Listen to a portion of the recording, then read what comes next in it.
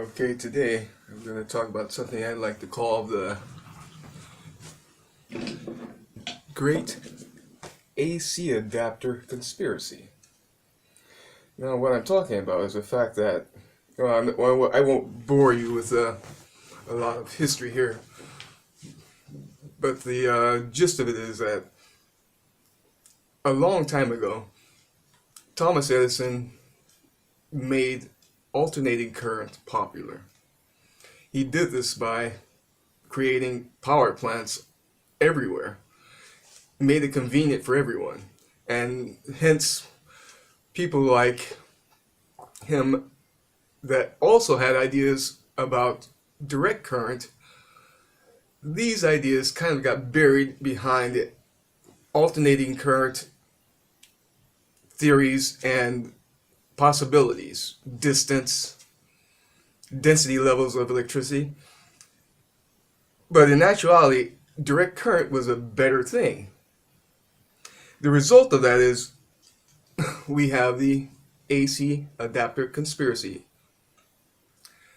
These things are everywhere.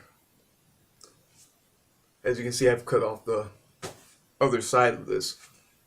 AC in, DC out.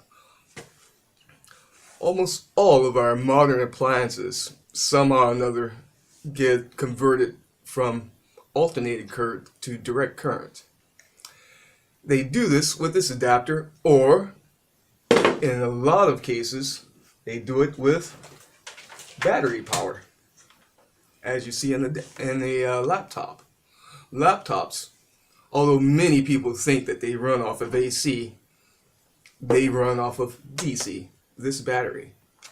These batteries contain any number of cells from 3 to 6 to 9, all of them giving some type of multiplicative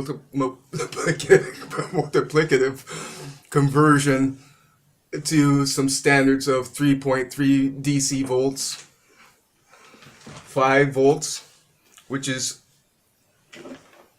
almost the standard, because now the world has embraced USB. USB adapters adapt AC to 5 volts. I don't know about you, but I think this is absolutely crazy. I don't like Elon Musk much. As a matter of fact, like all billionaires, I think he's a self-serving idiot. But one idea that Tesla does have that is good, and that is the idea of having in-home batteries. DC current in-home.